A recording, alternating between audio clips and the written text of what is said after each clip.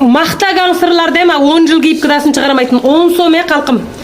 Басқа жерде 10 сомға ала алсаңыз, ма тәншін көрдіңіздер ме қалқым? Мына мен осы халықта ақша жоқ, пәлен жыл осы ичіңнен кейін әйтеуір бірдеңе болып бара жатыр ғой деп мына бағада қып беріп жатыр мен. Мына кірген юмфим шықпайды мынаған. Міне, көрдіңіздер ме? Бекердің орнында бүйтіп шығарсам әлгі бір кіллеп алатын мал мекенде қамаңыз, мынаның сапасы әлгі бір соқыр адамдар бар ғой, ма Жуанбайденға барып, мен жерде 10 сом десең амайтын бір адамдар бар. Жуанбайденға барып 85 сом десе алатын. Қаллаңыз мына ми болғаннан кейін, мына көз болғаннан кейін бүйтіп қарап, мына сапасын көріп, өніңген алсаңыздар не болады деймін ғой.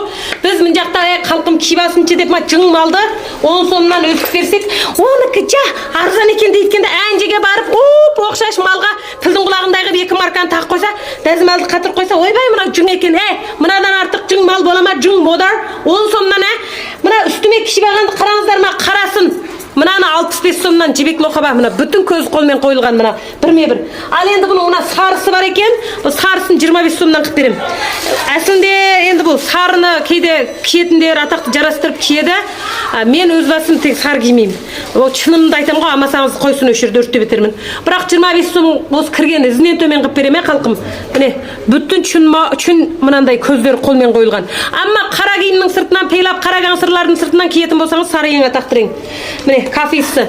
Рең толық кемпір қосақтың ішінде бар, бәрі реңнің бәрі бар. 10 сомнан қалқым мына сапаны көрдіңіз, мына жылияңды 10 сомға мына бекердің орында ғой. Өнен кейін мына жерде бір мажасы бар. Бұл мажаны да бір тәп-тәуір нәрсеге пелайықшы. Мажасын сіздерге және оқшаш 55-тен қалқым. Мына мажада жүңбән мажа, диңзуән. Міне. Бүтін көз қолмен қойылған мына мажасы татақты шығады, бұның мына жібек лоқабаға көз қолмен қойылған. Мажаны бірде кафесіға пейламайды, бұйын пейлерш. Бұл киімдіче, мына пейлаған нәрсеңіз жақсы болмаса бар ғой, зады лайшырай шығады. 1000 сомдық чапан кисеңізде, ана ішіне кішкене тәп-тәуір бірдеме пейламасаңыз, бұл шау өтіппайды. Мынаны бір жағасы бар, бір жейделерге пейлаңыздаршы. Мажаны 45-тен қып берейінші, кішік екені нөмір өте үлкен емес екен мынаның.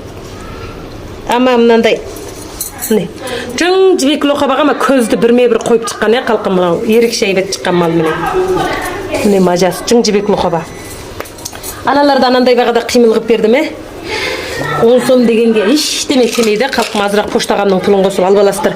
Мына паспетте үңқатын өмірім бар. Ешкім кешке шейін мынандай сапалы малды 10 сом қып бере бермейді. Міне, көрдіңіз ба? Қосып алыңыздар, мені итпен биткеде беріп жатсыздар ғой жүректі. Берсеңіздер, қан тамшылап тұрған жүректі бермейсіздер.